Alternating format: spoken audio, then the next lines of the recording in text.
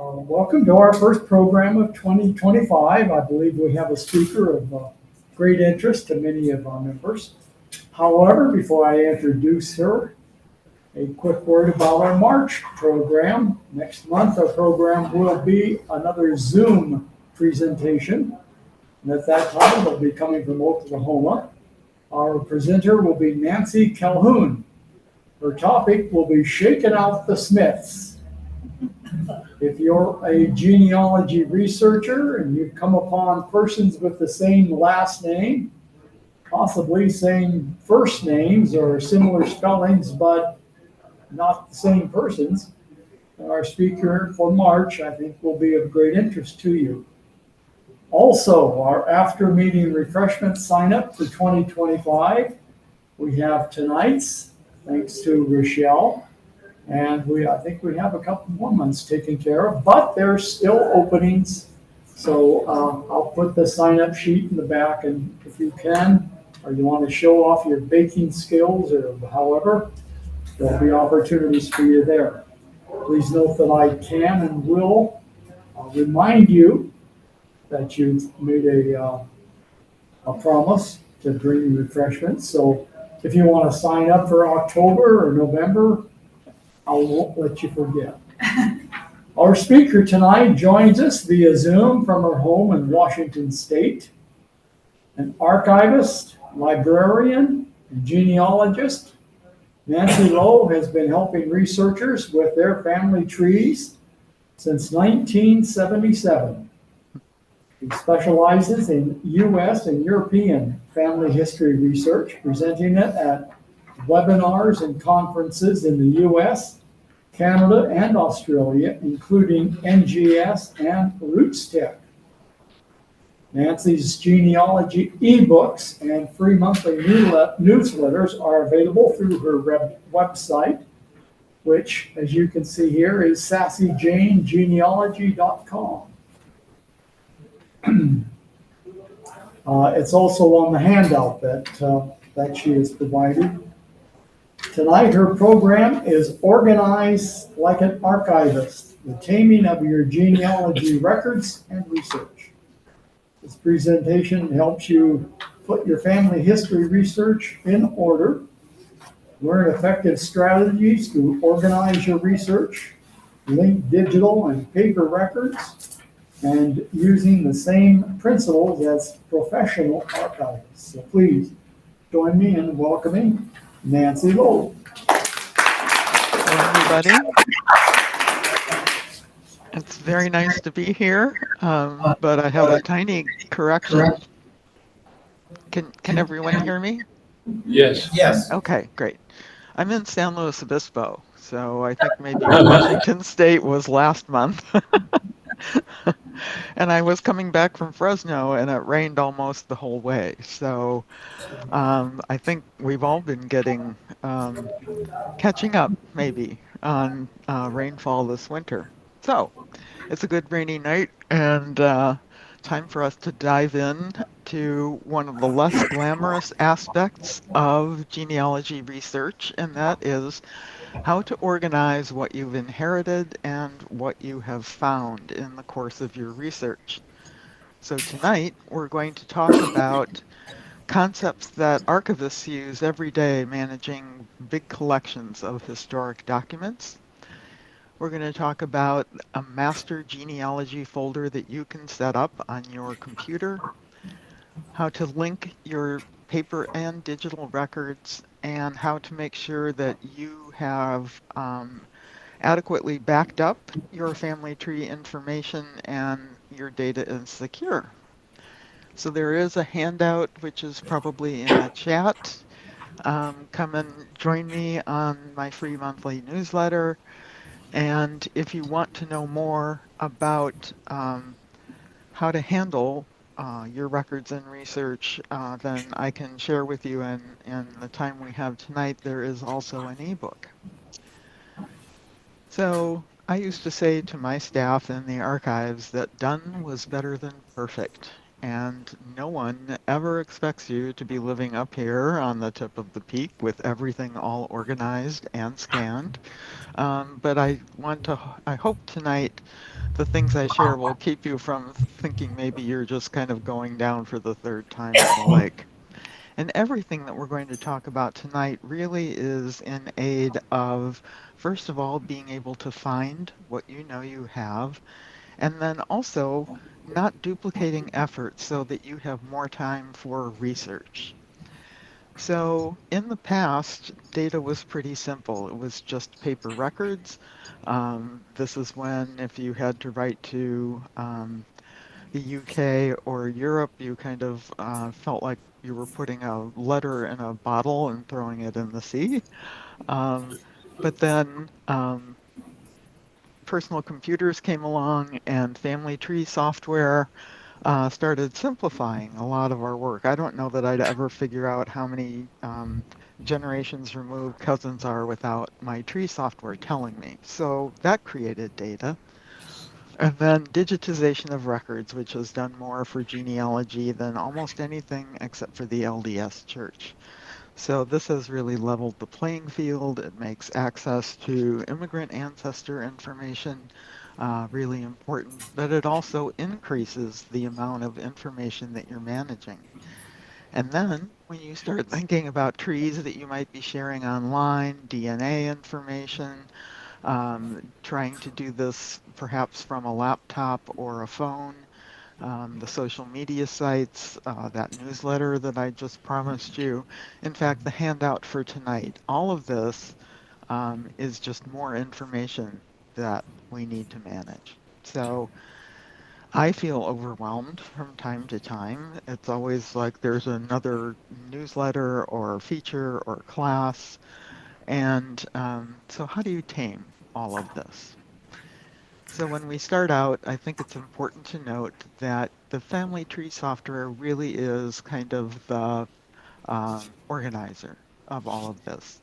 And yes, you have paper records and you have digital records, but the family tree software is the hub where all of that is managed.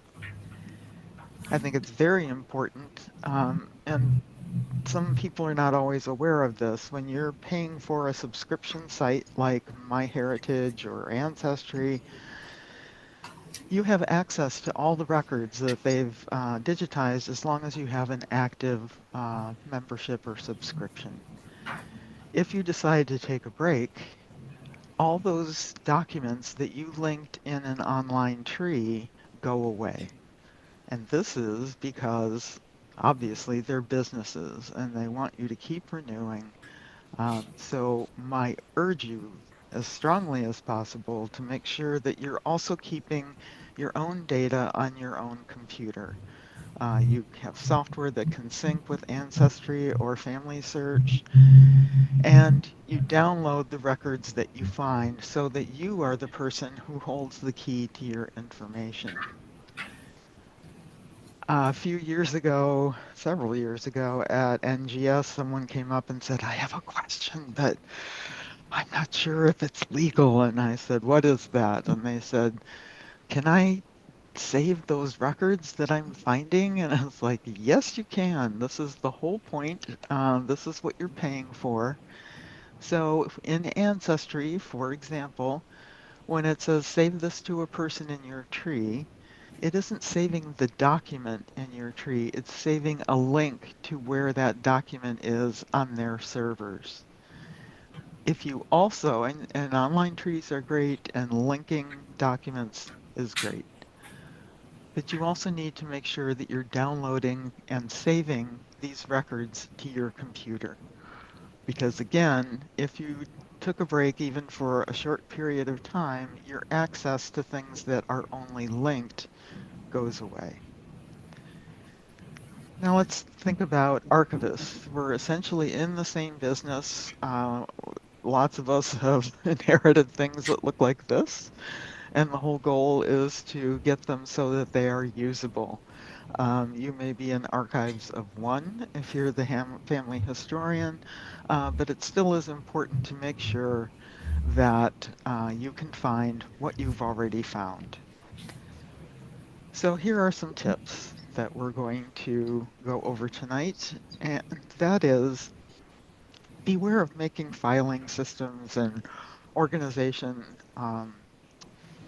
systems that are just very elaborate. You know, everything is color coded or has fancy office supplies, and you repeat information on the backs of records that really should go into your tree. You're not running a doctor's office, you are managing your family records. And trust me, all of these people, this happens to be the National Archives of Canada, they aren't using color codes and they aren't using multi-level marketing supplies. So avoid that. The other thing that I think that all of us have discovered is that a lot of times something hangs around our houses because we aren't quite sure where to put it. And here is Al Gore. I'm sure he could find most of what he needed, but I would feel very sorry for his archivist because this is scary, actually. So it's important, and everyone says, oh, yes, I have a filing system and I have this stack of stuff and I'm going to file it. But it's also important to retrieve, and your desktop can look just as scary sometimes. The important part is not creating the filing system, it's creating the retrieval system so that once you file something, you know where it is and you can retrieve it when you need it. And we're going to talk about how to do that. The other thing that archivists know is that time is short, and every time that a photo goes missing or you have to um, look for the digital and you can't find it, so you rescan it again, all of this is a theft of time from your research time. So act as if you're never going to pass this way again. I don't know if you remember these guys, but they were very big when I was in high school. And that's a good way to approach things. Sometimes people think that scanning something is a preservation method. And while scanning is great for sharing, it's not preservation. Some of you can remember those blue plastic zip drives that were all the rage. You could put lots of data on them, or even those 5 1/4 floppy disks. So if you scan something and the format goes out of date, then you've lost that information. I've had hard drives fail on me twice, and without backups, I would have lost a lot of data.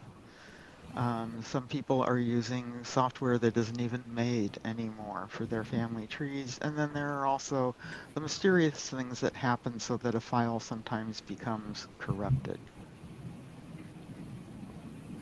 But the number one thing that I would love for you all to take home with you tonight is the idea that the most important thing you can do to manage your family history information is to be consistent. And this means consistent in the way you name files that you either scan or download, that you enter data consistently. And some of this is already, I think, widely shared best practices of genealogists. Um, One of the best practices is to put out the full string geographically, not geologically. You don't have to go that far back. Chicago, the county, because that's where mostly the records are, the state, the country. And if you do this consistently, it's going to give your um, information that you're seeking will be returned. If you just put in Chicago, then sometimes you'll get some results, but not all of them. It's also a best practice to use a combination of kind of European and military dating. I prefer the day first, 3-letter abbreviation, so there's never any confusion between these two, and the year. An archivist or a librarian would call this controlled vocabulary. In other words, when you're stating something, you're doing it consistently. And I'd like to extend that concept to the notion of even the punctuation and abbreviations you're using, how you enter that data into your family trees, and how you name those files. This happens to be a sample tree. I think you can tell what the family is for Reunion software. It's Mac only family tree software. It's has lovely graphics. It's very intuitive and easy to use. But I was quietly appalled when I looked in their sample tree and said, "Show me all the places in this tree on this desktop." And suddenly there were two Bostons and two Brooklyns and two Dorchesters. And there's some place called Chatsworth, somewhere in England, but it's very unclear. And when you start to study all of this, you realize that simply sometimes they abbreviated county with a period, and sometimes they didn't. And there aren't two Bostons, and there aren't two Brooklines. This will make your charts and your reports look inconsistent. It makes it harder for you to retrieve what it is you know you have. The other thing is the abbreviation of states and provinces. If you wanted to search for all the people in your tree who were born in Massachusetts, and you searched what is really a postal code, MA for Massachusetts, you would get every other place name in your tree that wasn't in Massachusetts but had MA in uh, that information. Here's Massachusetts, and it's entered as the more standard abbreviation, but it still isn't going to get you what you need when you need it. So use that consistent style from town, county, state or province, and country, and you will avoid confusion. When you are fortunate and find something that you want to save and you know to link it in your tree, but also to download it, it helps to have consistency in how you name your digital files. When I find a birth record, I immediately rename it from perhaps a string of numbers or, just auto-generated text, and I rename it with the name of the person that it occurs in this record. So last name Adams, Jane, and it's a birth record. It's important for me in the file name to express what kind of record this is. And then let's say Jane Addams gets married and we have a marriage license and she marries John Ross. So the name of the groom, the name of the bride, and marriage to denote a marriage record. And you can play this out with whatever kind of records you happen to have. When Jane dies and her obit appears in the paper, she's under Ross Jane obit. Because the key piece of this is to keep the name of the person um, that appears in the record. It is not, the file name is not the place for you to trace the history of all the events and names Jane used in her life.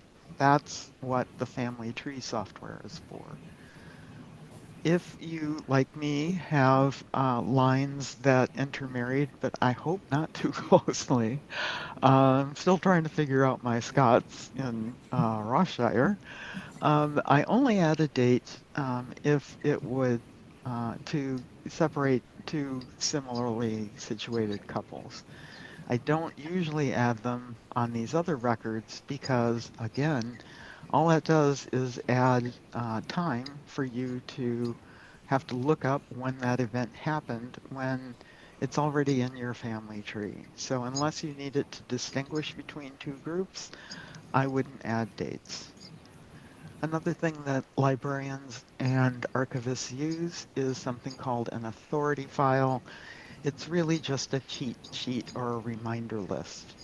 And as you can see, I just opened up a spreadsheet program and I noted down what are the names of the files that I've decided, what are the abbreviations I've decided, because you get to decide how you're going to enter your data. If you want to use county, but be careful that you abbreviate it, if you abbreviate it, consistently.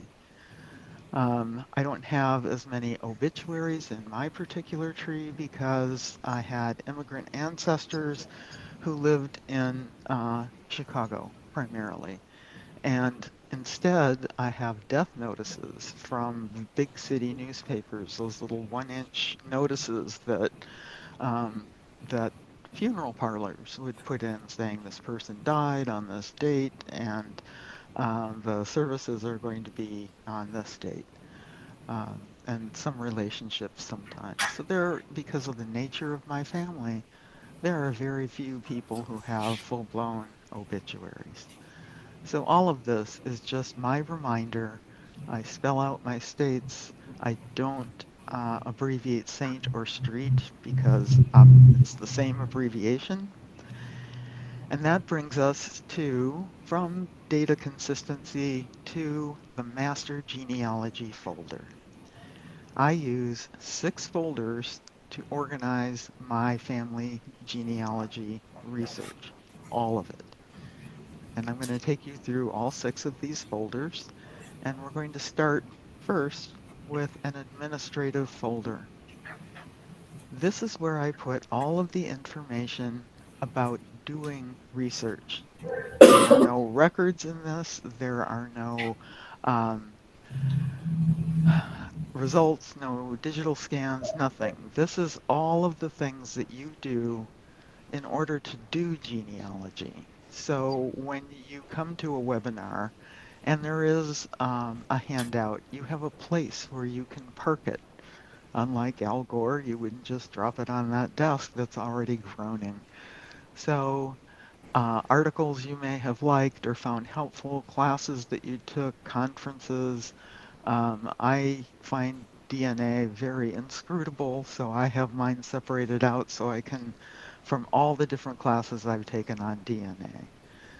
I have scanned all the IDs that I might need to be able to prove that I'm entitled to order a record.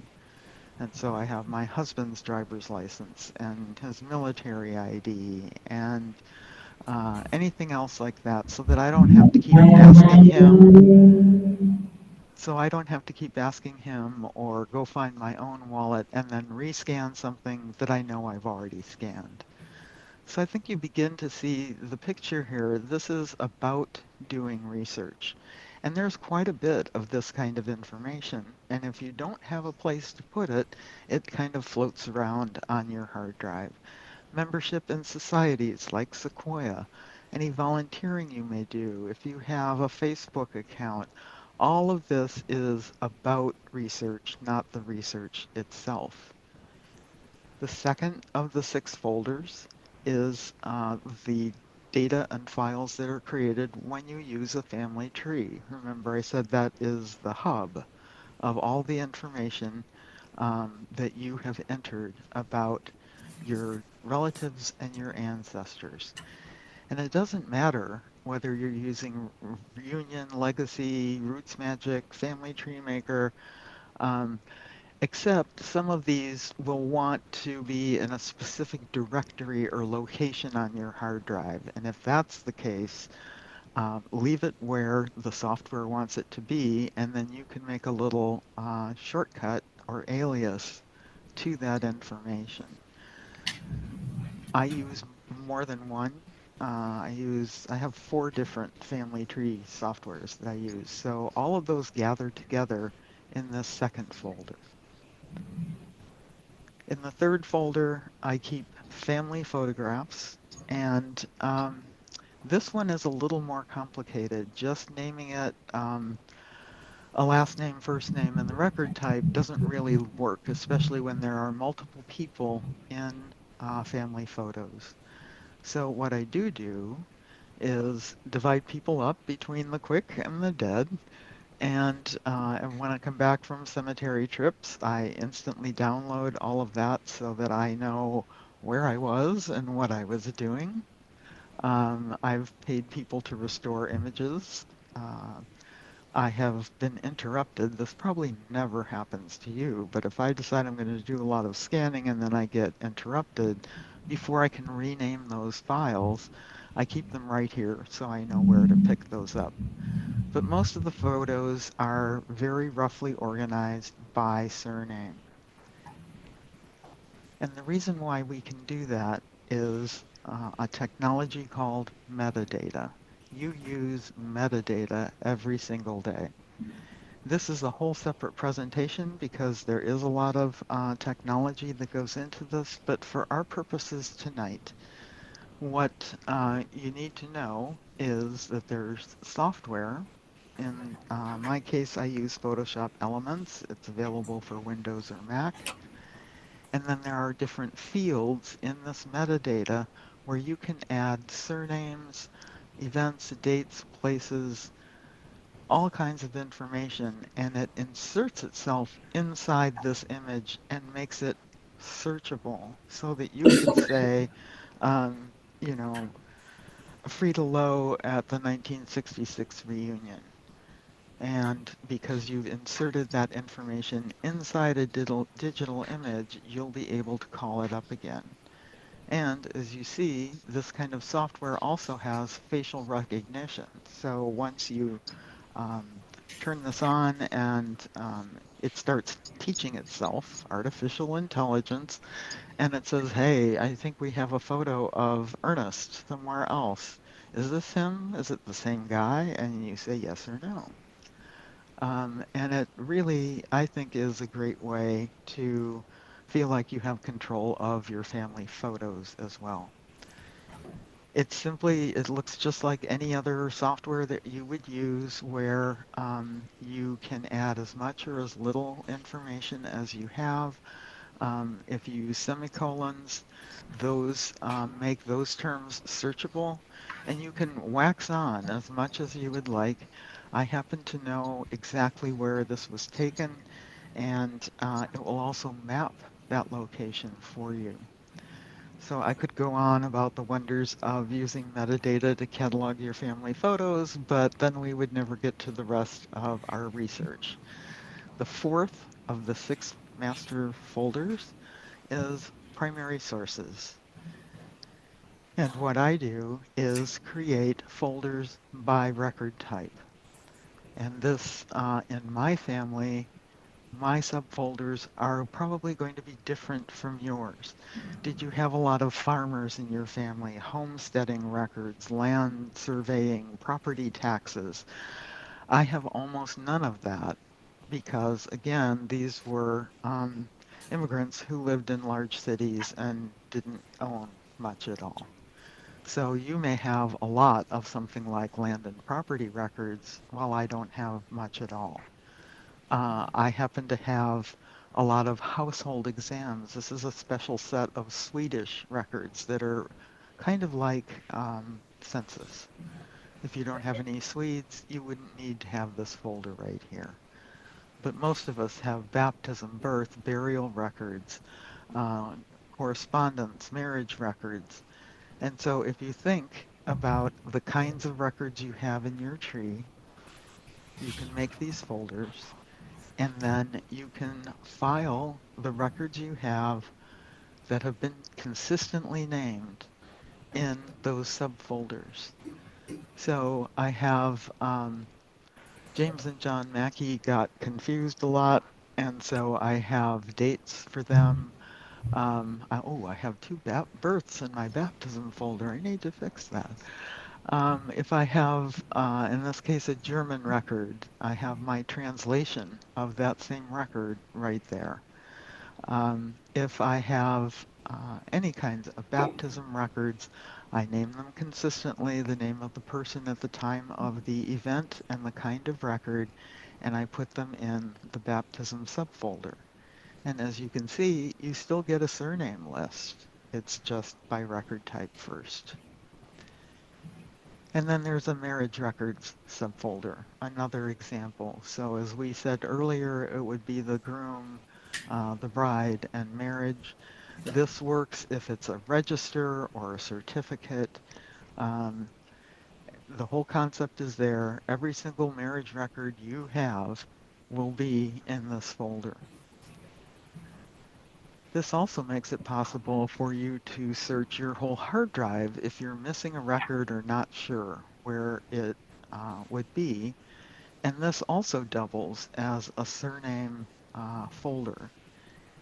And here, I have literally hundreds and hundreds of records on my Rosses, and here's just a segment of what some of those look like. It's everything from actual records to photographs, pictures of where they live, um, and you can retrieve that information regardless of where you filed it. The fifth of the six folders are secondary sources. We know that primary sources are records that were created at the time or very close to it by someone who was directly involved. And secondary sources are ones that usually have been created later and are being interpreted by someone like an author or a compiler.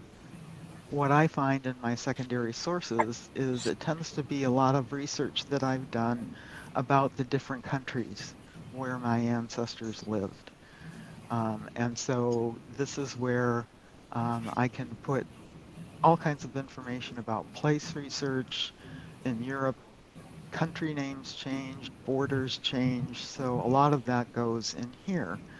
This is where you also put any ebooks that you found online, lineage books, DAR books, surname books, all of those go in here. And then the sixth folder is really kind of a catch-all for surnames. This is basically everything that doesn't fit anywhere else.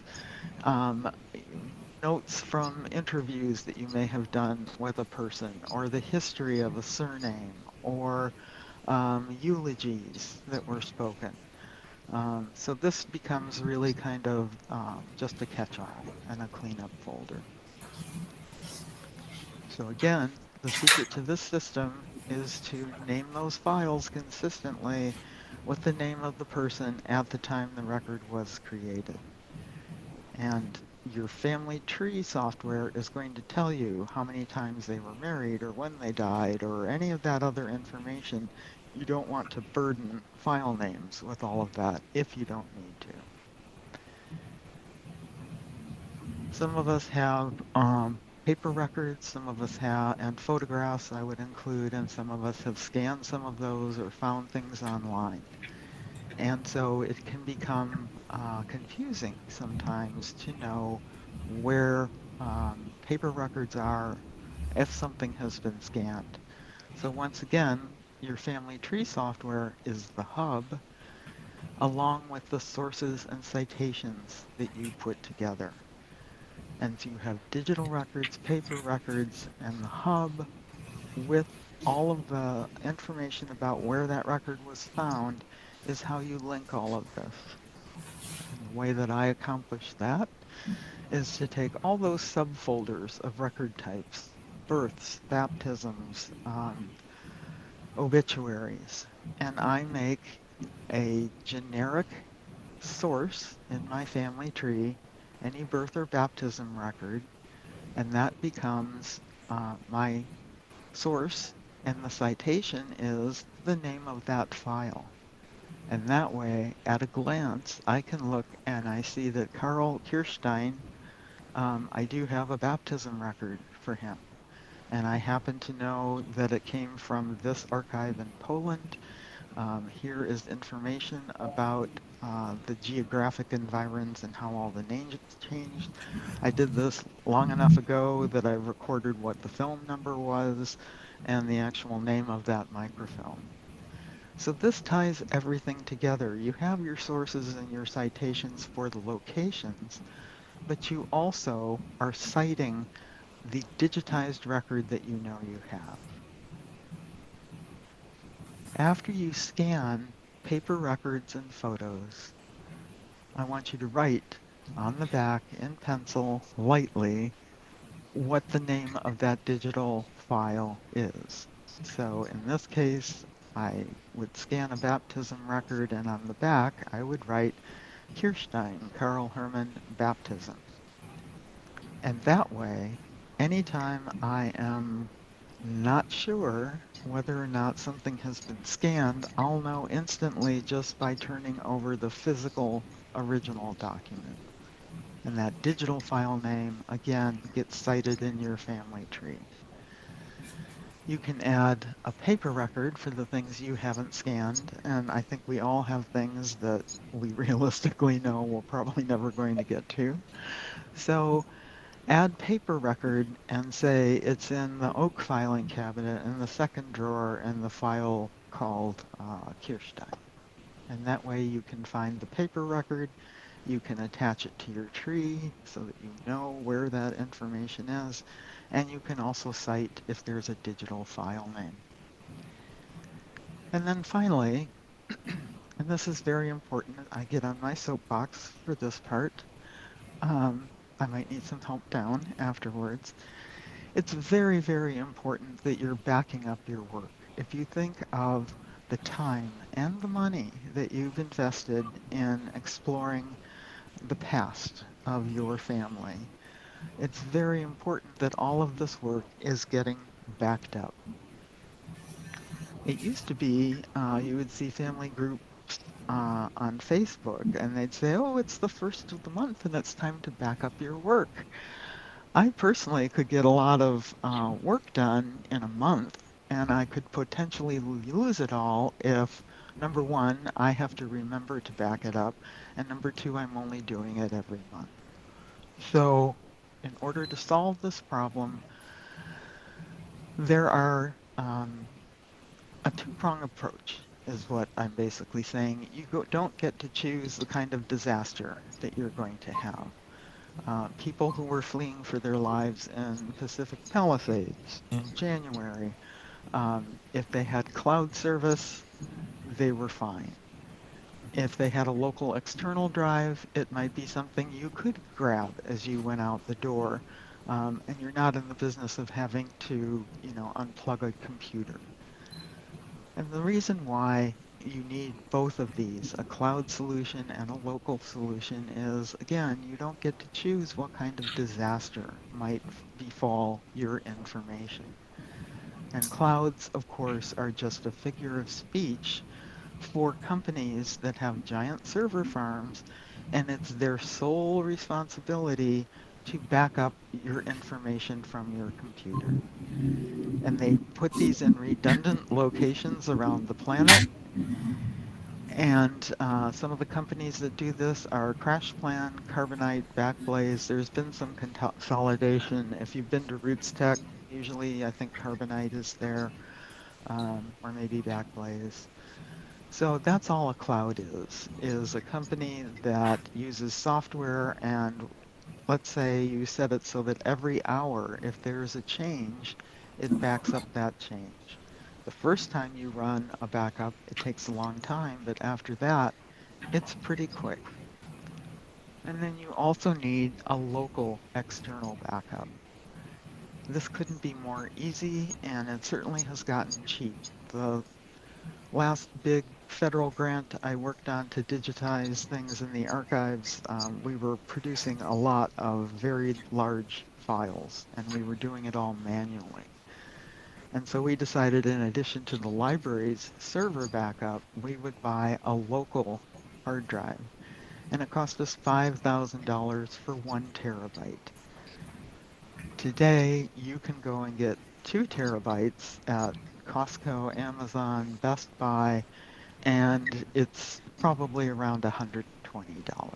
So, and once you do that, you attach it to the back of your computer, and both Windows and Mac have backup software built into their operating systems. If you're on Windows, you plug it in, it's called File History, and it says, hey, you plugged this in, I recommend you use this drive for backing up locally. Time Machine works the same way. There's a third-party company called Paragon if you don't want to use your operating system. But the point is that all of this is automated and that it is in 2 different locations. So all of this, my husband found this and teases me relentlessly because I'm all about authority control and controlled vocabulary. So he says I have CDO, and he's probably right, but it works. And every time you are consistent with your genealogy research, it leaves more time for you to do research. So let's open this up for questions, and we'll see what we have available. Does anybody have any questions? Okay. Is there like a class you can take where you have homework and learn how to do this?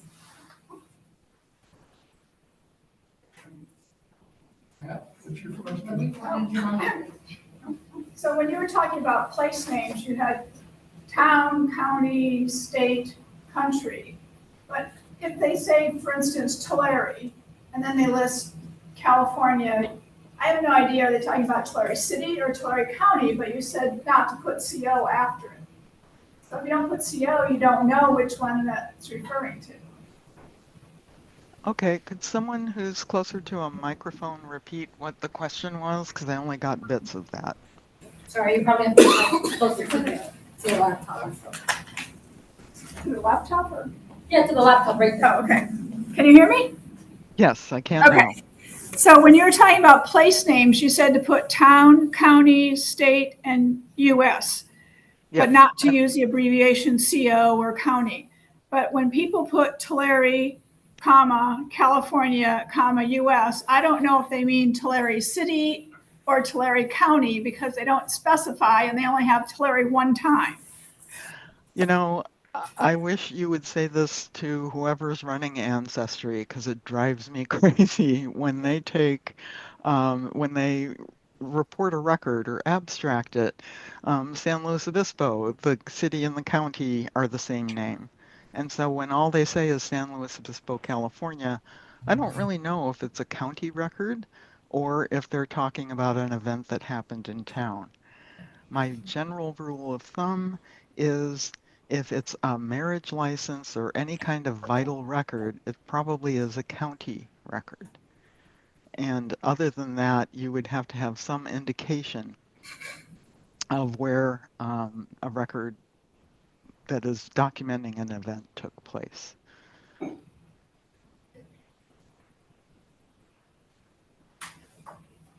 anybody else have any other questions?